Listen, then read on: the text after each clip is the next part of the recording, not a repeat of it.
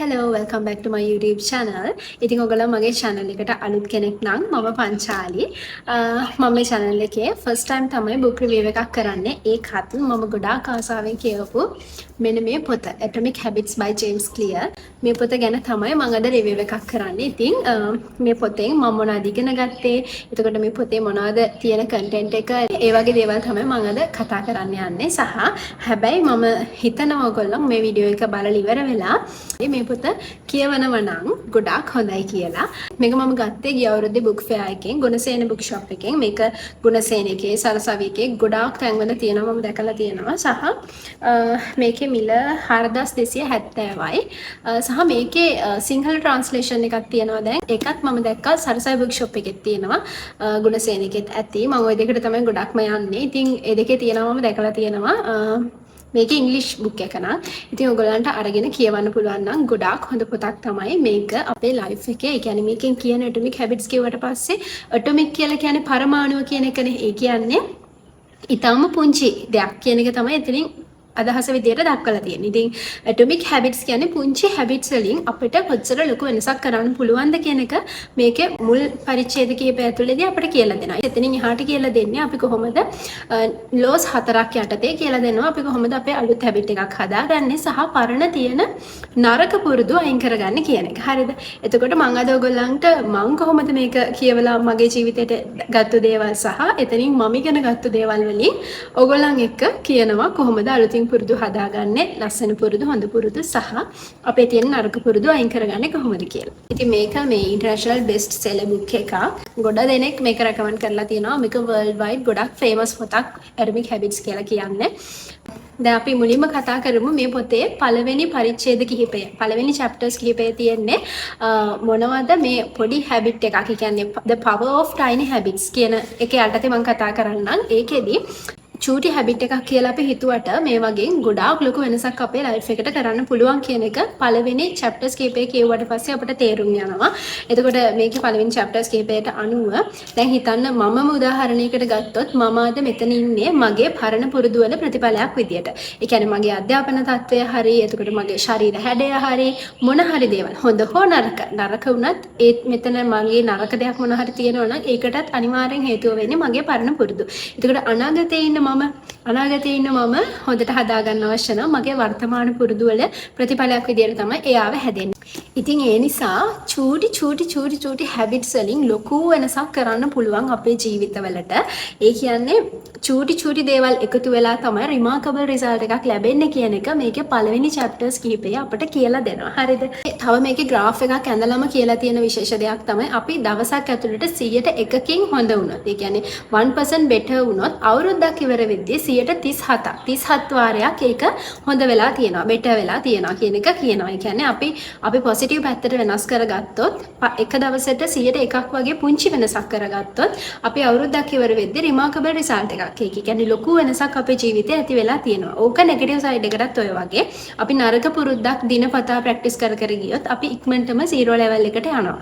එතකොට ඒක දෙපැත්තටම මේ විදියට වෙනවා. මේක හොඳ එක්සැම්පල් එකකින් මේ පොත ඇතුළේ පැහැදිලි කරලා තියෙනවා. ඒ කියන්නේ අපි දැන් ඩේලි මොන හරි දෙයක් කරද්දී අපිට තේරෙනවා අනේ රිසල්ට් එකක් නෑනේ වගේ දෙයක්. ඒ කියන්නේ අපි අද පාඩම් කරනවා, හෙටත් පාඩම් කරනවා. එහෙම කියලා අපිට අර රිසල්ට් එකක් නෑ. ඒක අපිට ලකුණු වැඩි වෙන්නේ නෑ වගේ දෙයක් අපිට තේරෙනවා. සමහර වෙලාවට අපි ජිම් එකට ඩේලි යනවා. හැබැයි අපේ ඇඟේ කිසිම වෙනසක් සිද්ධ වෙන්නේ නැති වෙන්න පුළුවන්. ඒක ගැන මේකේ හොඳට සඳහන් කරලා තියෙනවා. මෙන්න මෙහෙම කියලා තියෙනවා. හරිද? ඔන්න මේක කියලා තියෙනවා අයිස් කියුබ් එකක් අරගෙන එළියේ ටේබල් එකක් උඩින් තියලා තියෙනවා. කාමරයේ උෂ්ණත්වය 26 degrees සෙල්සියස් අංශක 26ක උෂ්ණත්වයක් තමයි තියෙන්නේ. හරිද? ඊට පස්සේදී මේ කාමරයේ උෂ්ණත්වය සෙල්සියස් අංශක 27ට වැඩි කරනවා, 28ට වැඩි කරනවා, 29ට වැඩි කරනවා. කිසිම වෙනසක් නැහැ. අයිස් කියුබ් එක දිය වෙන්න පටන් ගන්නෙ නැහැ. ඊට පස්සේ 31 දක්වා වැඩි කරනවා. ඒත් කිසිම වෙනසක් නැහැ. හැබැයි 31 ඉඳන් 32ට වැඩි කරද්දී ඔන්න අයිස් කියුබ් එක දිය වෙන්න පටන් ගන්නවා. ඒ කියන්නේ මේ 1 සෙල්සියස් අංශකයයි 31 ඉඳන් 32 දක්වා වෙනස උනේ. හැබැයි මේක දිය වෙන්න පටන් ගත්තා. ඒ අර 31 ඉඳන් 32 දක්වා වැඩි වුණු සෙල්සියස් අංශකයේ තියෙන වෙනස් වීම නිසා නෙමෙයි. අර 26 නම් වැඩි කරගෙන ආපු උෂ්ණත්වය නිසා තමයි අර ඒක එතන එකතු වෙලා තිබිලා ස්ටෝර් වෙලා තිබිලා ඒ උෂ්ණත්වය එතනින් එහාට දිය වෙන්න පටන් ගත්තේ. ඒ කියන්නේ යම්කිසි threshold level එකකට ඇවිල්ලා උපරිම සීමාවකට ඇවිල්ලා එතනින් එහාට තමයි result එක පෙන්වන්න පටන් ගත්තේ. ඒක තමයි අපේ life එකටත් මේක මේ විදිහටම අපිට convert කරගන්න පුළුවන්. මොන හරි දැන් අපි ජිම් එකට ඩේලි යනවා. හැබැයි අපේ ඇඟේ වෙනසක් සිද්ධ වෙන්නේ නැහැ. හැබැයි අපි ඩේලි ඒක ප්‍රැක්ටිස් කරොත් එක්තරා තැනකට ඇවිල්ලා මේක වෙනසක් සිද්ධ වෙන්න පටන් ගන්නවා. අන්න ඒක. එතකොට අපි මේක වෙනස සිද්ධ වෙන තැන. ඒ කියන්නේ අර 32 degrees වලට එන්න කලින් අපි වැඩේ ඇතෑරියොත් අපිට අනිවාර්යයෙන්ම රිසල්ට් එකක් බලා ගන්න වෙන්නේ නැහැ. ඒ නිසා මේ පොතේ දිගටම කියලා තියෙන්නේ අපි කොහොමද කන්සිස්ටන්සි තියාගෙන මේ හැබිට් එකක් පවත්වාගෙන යන්න මොනවද කරන්න ඕනි දේවල්. ඒ දේවල් කොහොමද කරන්න කියන එක තමයි අපිට කියලා දෙන්නේ මේ පොත ඇතුලේ. හරිද? ලෝස් 4ක් යටතේ අපි කතා කරනවා. දැන් මුලදීම අපි කරේ මේකේ තියෙන වැදගත්කම ගැන කතා කරපු එක. මේකේ part 2 යටතේ මම ඔයගොල්ලන් එක්ක කතා කරනවා goal එකක සහ system එකක් අතර තියෙන වෙනස. හරිද? goal versus system. ඒ කියන්නේ goal එකක් කියලා කියන්නේ මොන හරි දෙයක් කරලා අපට අවශ්‍ය වෙන final result එක. හැබැයි system එකක් කියලා කියන්නේ ඒ result එක ගන්න අපි follow කරන්න ඕනේ process එක. එතකොට දැන් හිතන්නකෝ A-level අපි ගමුකෝ. A-levels කරන ගොඩාක් නංගිලා මල්ලිලා මගේ channel එකේ ඉන්න නිසා මම මේ example එක ගන්නම්. හරිද?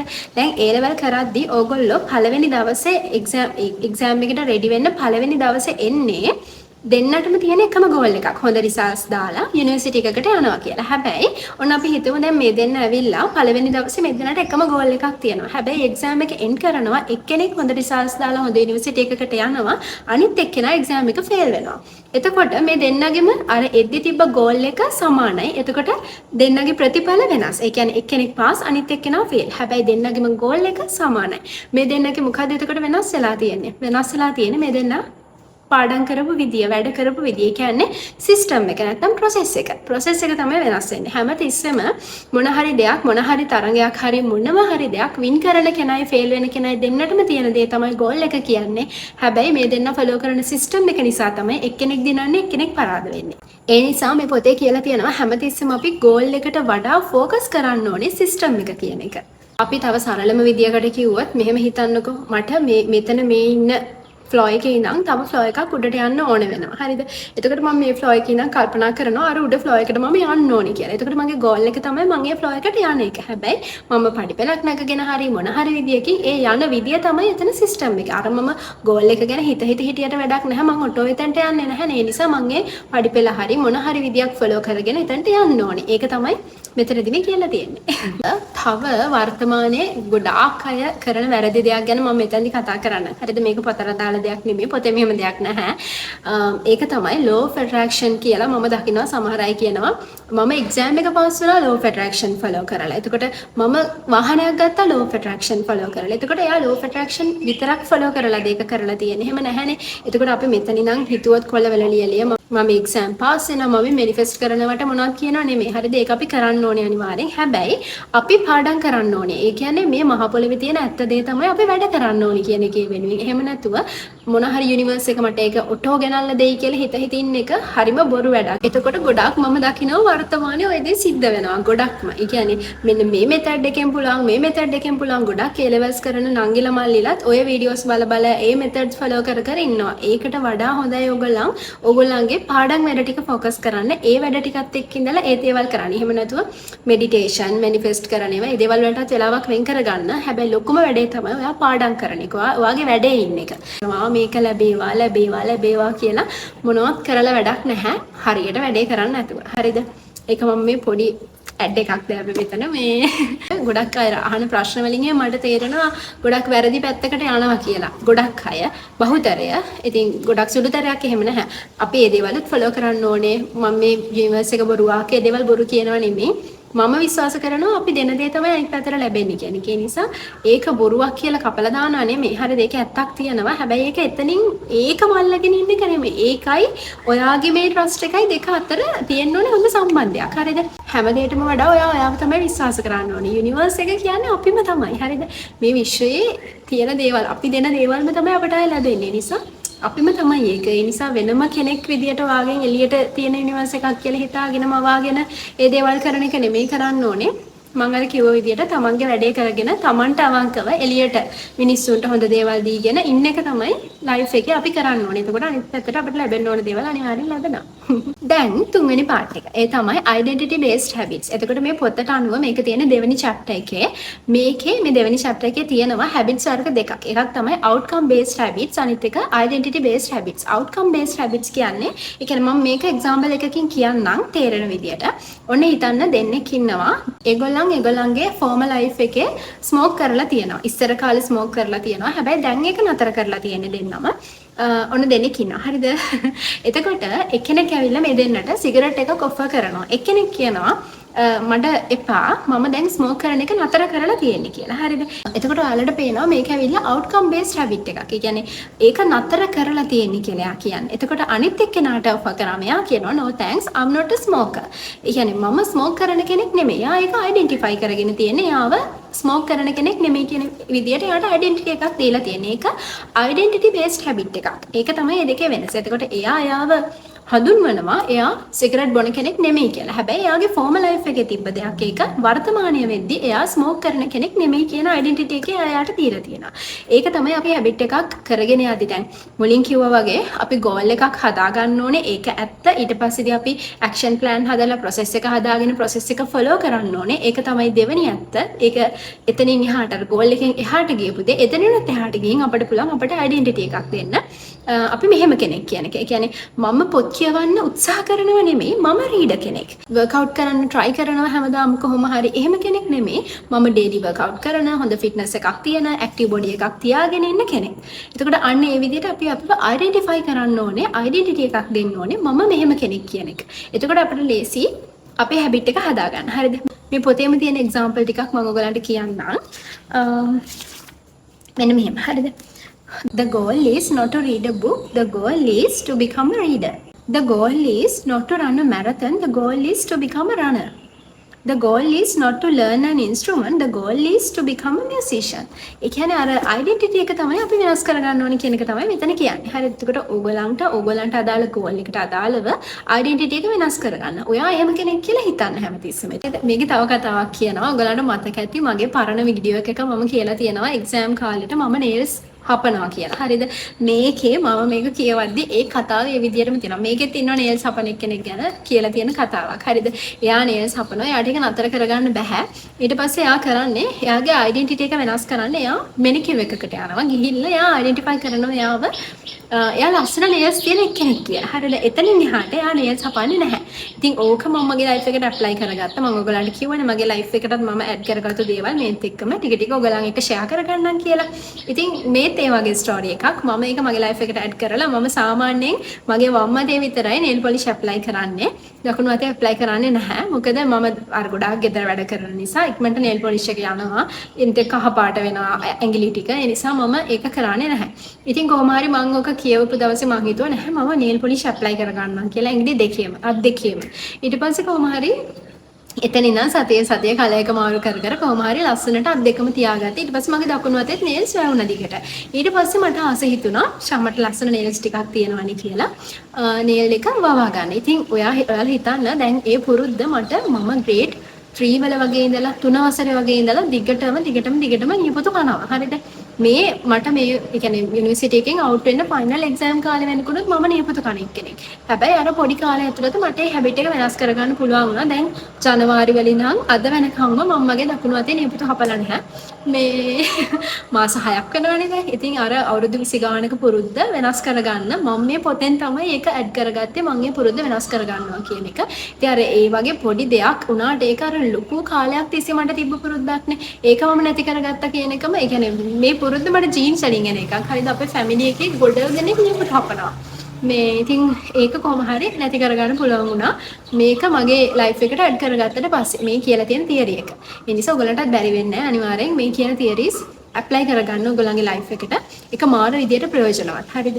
දැන් තමයි අපි හොඳම තැනට එන්නේ. මේ තමයි මේකේ part 4. ඒ කියන්නේ laws 4 ගැන තමයි මම කතා කරන්න යන්නේ. Atomic Habits පොතේ කතා කරලා තියෙන. හරිද? මුලින් මම කියන්නම් මේ laws 4 මොනවද කියලා. පළවෙනි එක තමයි make it obvious.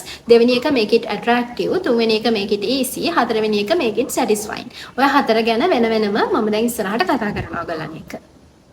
මම අද මේ ලොකුට ස්ක්‍රිප්ට් එකක් ලියාගෙන ආවේ නැහැ. මම පොතෙන්ම තමයි මේ කතා කරන්නේ ඔයගොල්ලන් එක්ක. මම ස්ක්‍රිප්ට් එකේ pages ටික දාගත්තා. මේ page එක කියන මේ page එක කියන කියලා. අනිත් එක තමයි මේ පොත කියවද්දි මම මේ ගොඩක් මේ highlight කරලා තමයි මේ කියුවේ. එතකොට මේ මට එහෙම මේක ස්ක්‍රිප්ට් හදන්න කියලා ලොකුවට මහන්සි වෙන දෙයක් තිබ්බේ නැහැ. පොත පෙරලද්දි මට අවශ්‍ය ටික මම highlight කරලා තිබ්බේ ඔක්කොම. සහ මගේ life එක කොහොමද වෙනස් වෙන්න ඕනි කියන එක මම මේ පොතේමත් තව චූටි පොතක ලියාගත්තා. මේ පොත කියවන්න මට සෑහෙන කල් ගියෙත් ඒකයි. මම ගොඩාක් හිත තමයි කියුවේ මගේ life එකේ මේ තැන් හරි නෑ නේද? මෙතන මම ඇත්තටම ලොකු වැරද්දක් කරනවා නේද කියලා මේ self help කියවන එකේ වැදගත්කම ඒකයි. අපිව improve කරගන්න ගොඩ දේවල් අපි දැනගන්නවා. ඒ කියන්නේ දැනගන්න පුළුවන් වෙනවා. දැන් මම වුණත් මගේ වුණත් යම් කිසි තරමකට මම හොඳට ඉගෙන ගත්තා අර එහෙම දේවල් ටිකක් තිබ්බට මගේ ලයිෆ් එකේ වුණත් වැරදි අඩුපාඩු ගොඩාක් තියෙනවා. මට තව ඉම්ප්‍රූව් කරගන්න දේවල්. එතකොට ඒ දේවල් ඉම්ප්‍රූව් කරගන්න තමයි මම හැමතිස්සෙම try කරන්නේ self help එහෙම කියවලා. ඉතින් ඒ කියවද්දි මට පේන්න තියෙනවා මගේ මෙතන වැරදි නේද? මම මේ වැඩේ කරන විදිය වැරදි. මේක මට තව මෙහෙම කරන්න හොඳයි කියන තැනට අර අපේ මයින්ඩ්සෙට් එක එනවා සහ ඒක අපිට අර අමාරු වෙන්නේ නැහැ. සමහර තැන්වල හිර වෙලා ඉන්නවනේ මේක කොහොමද කරගන්නේ කියන එක. ඔය නීල් කතාව වුණත් එහෙම තමයි. ඉතින් මට අයික මම සෆර් කරේ නැහැ ලොකුවට. හැබැයි ඒක මට වෙනස් කරගන්න පුළුවන් නම් හොඳයි. හැබැයි වෙනස් කරගන්න තේරෙන්නේ නැහැ ඒක. මම සමහර දවස්වල try කරනවා මේකේ පැනඩෝල් අර පාඩම් කරන දවස්වල තමයි මේක කැවෙන්නේ. හරිද? එතකොට මම පැනඩෝල් එකක් දිය කළා ඒ වගේ මේ ඇඟිලි ටික දාලා තිත්තට හදා ගන්නවා මේක. ඒ මොනවා කරත් හරි ගියේ නැහැ. ඒක අර බලෙන් කරන්න හදපු දෙයක් නේ. අන්තිමට මේ විදියට ප්‍රැක්ටිකලි මේ විදියට දේවල් කරලා තමයි හදාගත්තේ. මේ මං කියන්නේ හරිම පොඩි එක්සැම්පල් එකක්.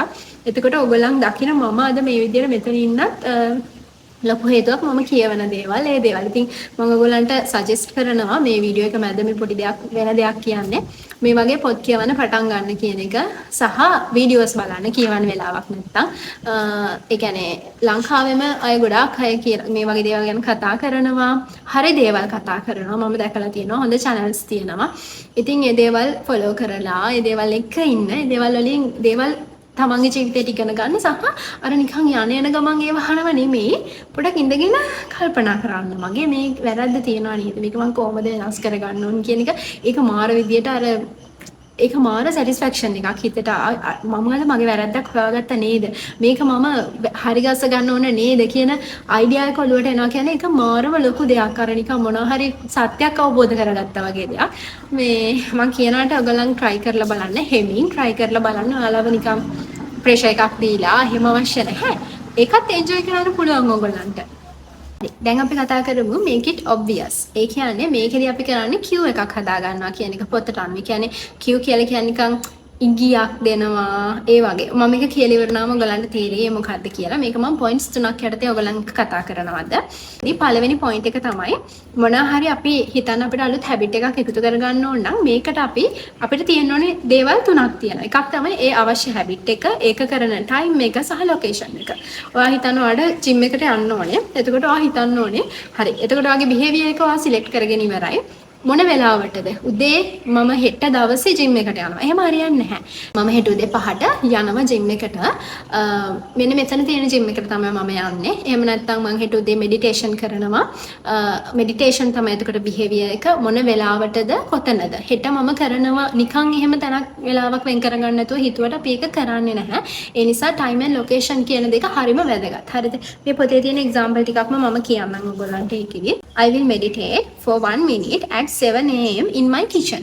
මෙතන time එක location එක behavior එක කියන තුනම add වෙලා තියෙනවා. හරිද? එතකොට අපිට මේ විදිහට මේ තුනම එකතු කරගත්තට පස්සේ අපිට ඔළුවෙන් දන්නවා හරි මේ වෙලාවට මේ time එකේ මම මෙන්න මෙතන ඉඳගෙන මෙන්න මේ වැඩේ තමයි කරන්න ඕනි කියන එක. ඒ නිසා ඒකෙදි අපිට පුළුවන් අර අනිවාර්යයෙන්ම ඒක කරන්න අපිව පොළඹව ගන්න. හරිද? අනිත් එක තමයි දෙවෙනි පොයින්ට් එක තමයි habit stacking කියන්නේ. මේක ගැන මම මගේ කලින් වීඩියෝ එකක් කතා කරලා තියෙනවා. සහ මගේ ලයිෆ් එකට මම මේක ගොඩ තැන්වල එකතු කරගෙනත් තියෙනවා.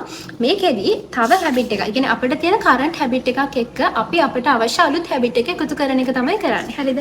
මේකෙත් example ටික මම කියන්නම්. මම මගේ රින එක ගත්තට පස්සේ මගේ plate එක මම directly අරන් යන්නේ sink එකට ගිහිල්ලා මම ඒක wash කරන එක තමයි කරන්නේ. ඒ විදිහට අර මොනවා හරි එකක් එක්ක අනිත් දේවල් එකතු කරලා තමයි තියෙන්නේ මේක. එක තමන්ට තියෙන කරන්ට් හැබිට් එකක් එක්ක තව හැබිට් එකක් තමන්ට අලුතින් එකතු කරගන්න ඕනේ හැබිට් එක එකතු කරනවා. තව මේකේ වැදගත් අනිත් තුන්වෙනි පොයින්ට් එක තමයි එන්වයරන්මන්ට් එක කියලා කියන්නේ. ඒකේ තියෙන ඔබ්ජෙක්ට්ස් විතරක් නෙමෙයි ඒකත් එක්ක රිලේෂන්ෂිප්ස් හදාගන්න කියන එක. හරිද? මේක හරිම වැදගත් දෙයක්. ඒ කියන්නේ මම පර්සනලි මේක මගේ ලයිෆ් එකට එකතු කරගෙන තියෙන විදිය තමයි මම උදේට නැගිටලා මෙන්න මෙතන ඉඳගෙන යෝගා මැට් එක දාගෙන මෙඩිටේෂන් කරනවා යෝගා ටික කරනවා ඒ ටික ඉවර කරලා මම කිචන් එකට යනවා ඒ විදියට කොහොම හරි මෙන්න මෙතන ටේබල් එකට ඇවිල්ලා මම ආපහු මගේ ජර්නල් එක ලියනවා මගේ දවස ප්ලෑන් කරලා ඒ දේවල් ටික චුට්ටක් බලනවා මගේ පොත කියවනවා අර ඒ විදියට ඒ තැන් වලට එක එක ලොකේෂන් එකට එක එක දේවල් වෙන් කරගෙන තියෙනවා හරිද මේ කියන්නේ හරිම ලක්ෂරි විදියට මේ හැම දෙයකටම තනක් වෙන් කරලා එහෙම නෙමෙයි හරිද කිචන් එක තියෙන්නේ ඔයාට කෑම හදන්න කෑම කන්න ඊට පස්සේ ඒ දේවල් වලට අර ඒ විදියට තැන වෙන් කරන්න. ඔයා බෙඩ් එකට ගියාට පස්සේ ෆෝන් එක ස්ක්‍රෝල් කරන්නේ නැහැ කියලා හිතා ගන්න. හරිද? එතකොට ඔයා බෙඩ් එකට යන්නේ නිදා ගන්න. නැත්නම් එතනට ගිහින් පොතක් කියවලා පොඩ්ඩක් කාම් වෙන්න.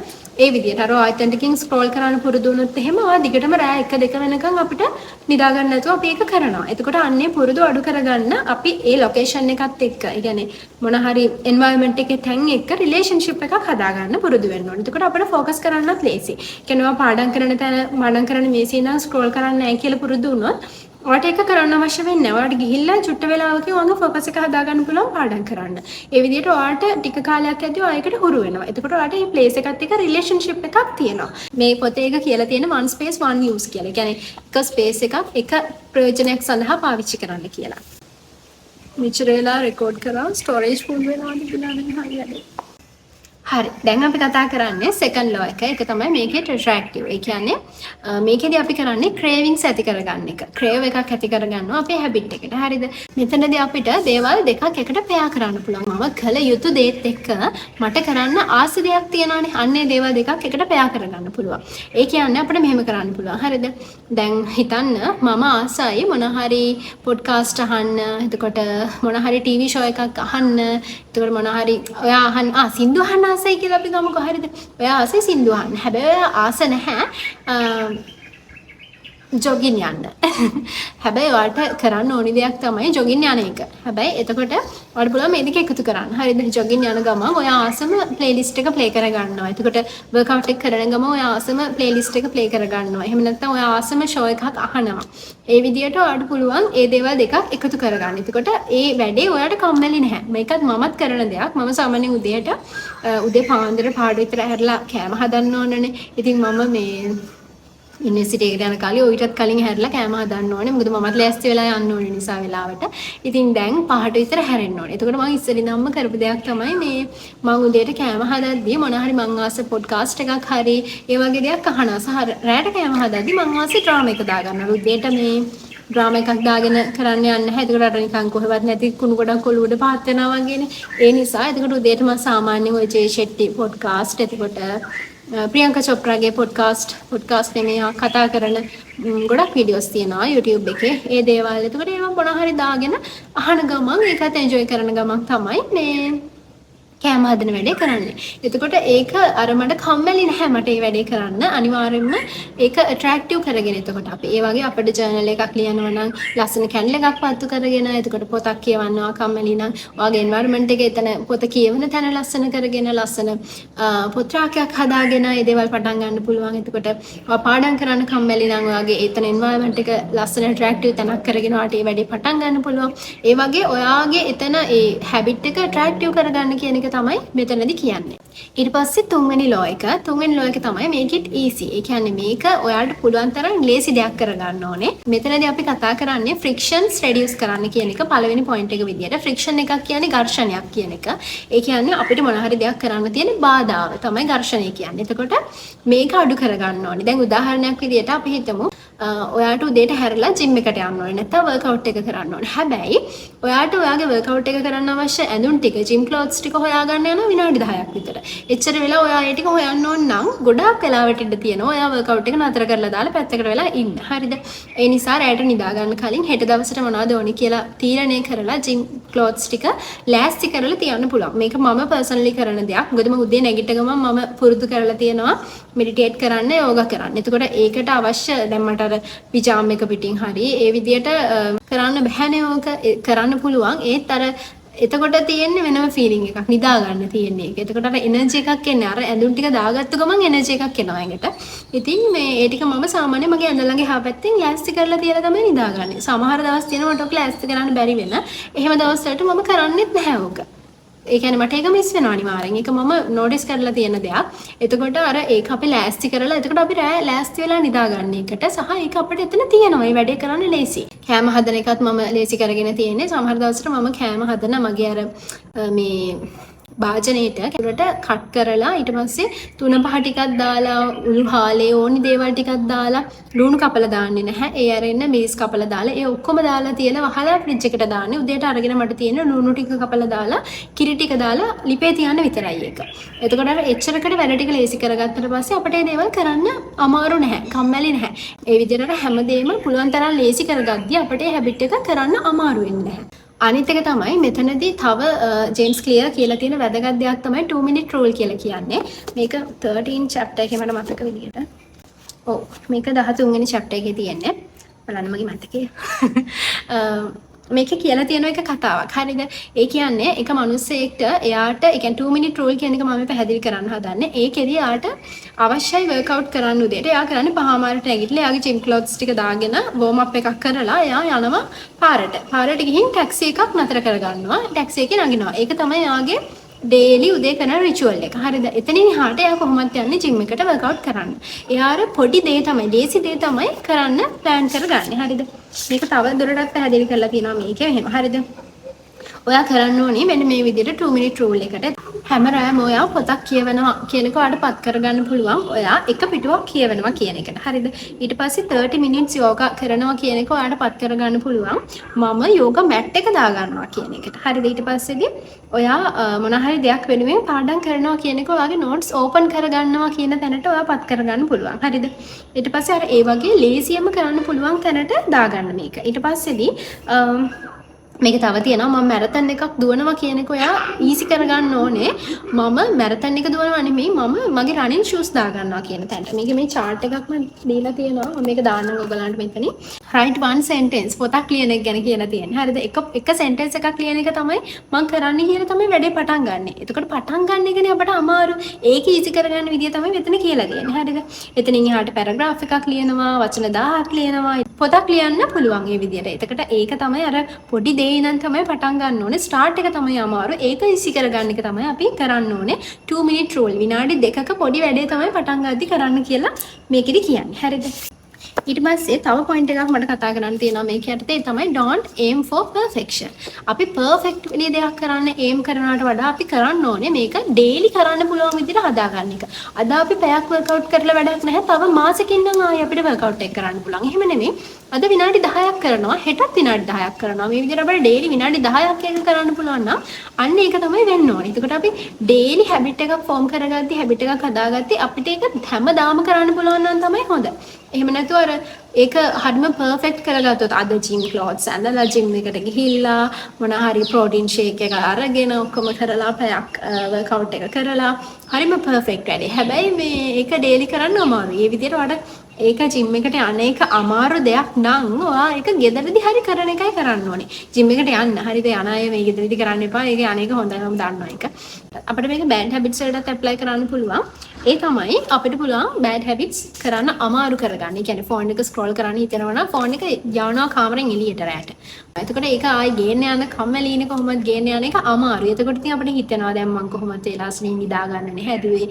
ඒ නිසා ඒක කරන්න ඕනේ නැහැ. ඊට පස්සේ අපි කතා කරන්නේ මේකෙත් සැටිස්ෆයින් යටතේ. මේකෙදි අපි කරන්නේ අපිට රිවෝඩ් එකක් දෙන එක. හරිද? මේ ලෝකේ රිවෝඩ්ස් වර්ග දෙකක් තියෙනවා. එකක් තමයි immediate reward එක. අනිත් එක තමයි ultimate reward එක. immediate rewards අපිට සාමාන්‍යයෙන් නරක දේවල් වලින් තමයි ලැබෙන්නේ. හරිද? ඒක තමයි අවසනාවකට කොහොම හරි ඉතින් ඒ කියන්නේ හිතන්න දැන් අපිට අර ස්ක්‍රෝල් කරද්දී FB එකට යද්දී ඒ දේවල් වලින් අපිට ඉමීඩියට්ලි අර සතුටක් ලැබෙනවානේ. අපේ ඩොපමින් ශ්‍රාවය වෙනවා. ඊට පස්සේ අපි පාඩම් කරද්දී ඔක වෙන්නේ නැහැ. පාඩම් කරද්දී ඒක එක්සෑම් එකක් පාස් වෙනවා කියන එක එන දුර තියෙන වැඩක්. එතකොට ඒක සිද්ධ වෙන්නේ නැහැ. ඒ නිසා අපි ඒකට කැමති නැහැ. එතකොට අපි වර්ක්අවුට් එක කරලා ඇඟ ලස්සන කරගන්නවා කියද්දී අපිට වර්ක්අවුට් එක කරලා ඇඟ හැදෙන්න ටිකක් කල් යනවා. එතකොට අර ඒක අපිට එවෙලෙම ලැබෙන රිසල්ට් එකක් නෙමෙයි. දැන් ස්මෝක් කරන එක නතර කරගන්න ඕනි වුණාට අපිට ඉමීඩියට් රිසල්ට් එකක් ප්ලෑන් රිසල්ට් එකක් ඒ වෙලේ ලැබෙන්නේ නැහැනේ.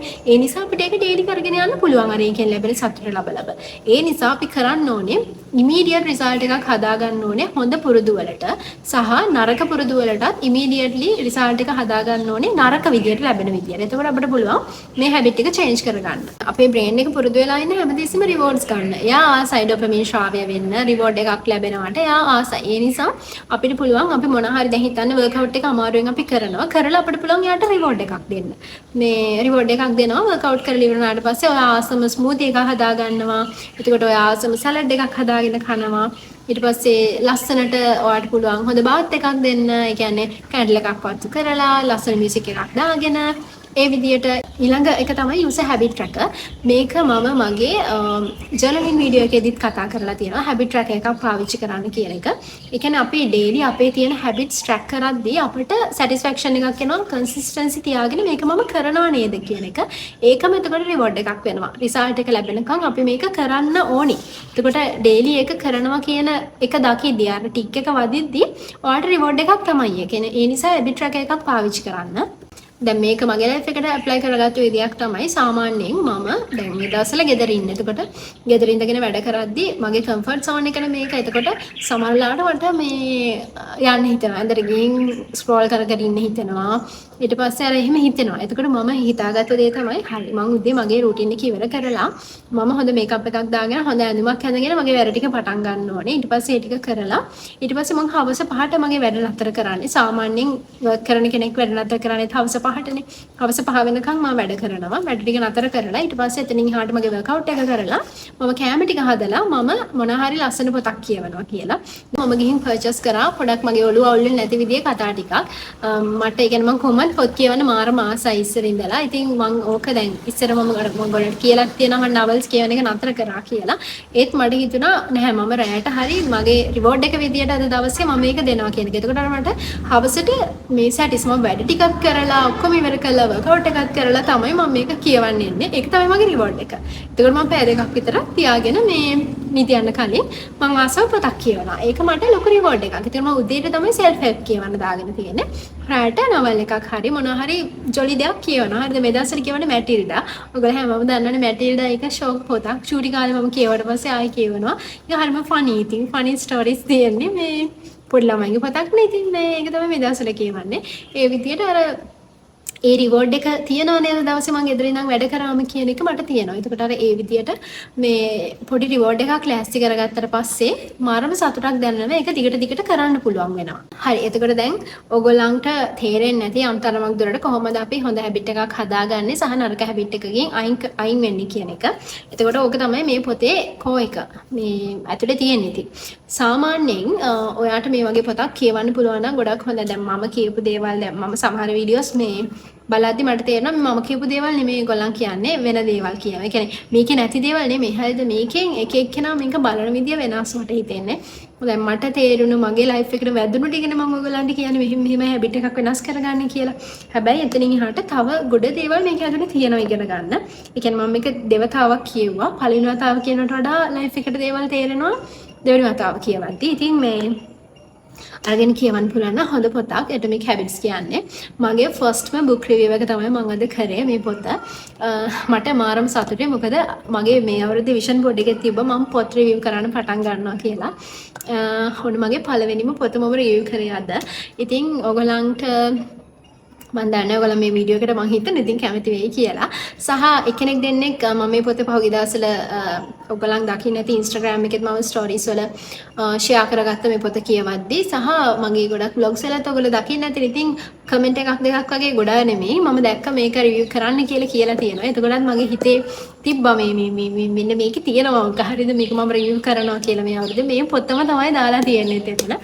ඉතින් මගේ විෂන් බෝඩ් එකේ එක දෙයක් තමයි බුක් රිවිව්ස් කරන්න පටන් ගන්නවා කියන එක. අර ඒක මේ එහෙම ලේසියෙන් පටන් ගන්නත් බැහැනේ මම හරි දේවල් කියන්නත් එපා. ඒ නිසා මම මේ පොත දෙවතාවක් කියෙව්වා හැමින් ඉඳගෙන මේ අවුරුද්දේ. ඊයේ දවසම තියාගෙන ලිව්වා මොනවද මම කියන්න ඕනි කියන එක. සහ මේකේ මගේ ලයිෆ් එකට ගත්ත දේවල් මොනවද? ඒ වගේ මම කියන්න ඕනේ pages මොනවද? ඒ දේවල් මගේ හිතට දැනුණු දේවල් ටික මේ මාක් කරගත්තා. ඉතින් චුට්ටක් විතර ටිකක් වැඩි ප්‍රමහන්සියලා කරපු වීඩියෝ එකක් අද වීඩියෝ එක. ඉතින් මේ මම හිතනවා ඔයගලන්ගේ ලයිෆ් එකට ඔයගලන් මොන හරි දෙයක් අද වීඩියෝ එකෙන් එකතු කරගන්න ඇති කියලා. ඉතින් මට කියන්න තියෙන අන්තිමට දැන් මේක රිවිව් එක විතරක් බලලා ඉන්න එපා. පොත හොයාගෙන කියවන්න. මොකද අපි මේක කියවද්දී අර හෙමින් අපේ ලයිෆ් එකට දේවල් එකතු වෙනවනේ. ඒ කියන්නේ හිතන්න වෙලාව තියෙනවා. මම මේක කියන එක අහන් හිටියා වගේ නෙමෙයි. ඒ නිසා ඔයාට ගොඩ දේවල් ඔයා ගැන හිතන්න පුළුවන්. ඔයාට ඔයාව හොයාගන්න ලේසි වෙයි එකෙන්. තාම මමත් මාව හොයන ගමන් ඉන්නේ. ඉතින් මේ ඒ විදිහට අපිට ඒ ජර්නි එක ලේසි වෙනවා කියවන්න පුරුදු වුණොත්. එහෙනම් මම අදට වීඩියෝ එක මෙතනින් ඉවර කරනවා. මම ඔයගොල්ලෝ හැමෝටම ගොඩාක් ආදරේ. අපි හරියටම ලබන සතියේ ඉරිදා හවස 5ට මේ වෙලාවට මේ දවසේම හම්බ වෙමු අලුත් වීඩියෝ එකකින්. මං දැන් 50k වලට ටිකක් ළඟයි. මට ඔයගොල්ලන් සජෙස්ට් කරන්න මගේ 50k සබ්ස් වලට මම මොන වගේ වීඩියෝ එකක්ද ඔයගොල්ලන් වෙනුවෙන් කරන්න ඕනි කියලා. එතකොට මට ලෑස්ති වෙන්න පුළුවන් මේකට දැන් ඉඳලා. thank you so much ඔයගොල්ලන් මට දෙන ආදරේට මගේ වීඩියෝ එක ඉවර වෙනකම් බැලුවට මේකෙන් මොන හරි දෙයක් ඔයගොල්ලන්ගේ ජීවිතයට එකතු කරගත්තා නම් ඒක තමයි මගේ සතුට. එහෙනම් ගිහින් එන්නම්. bye.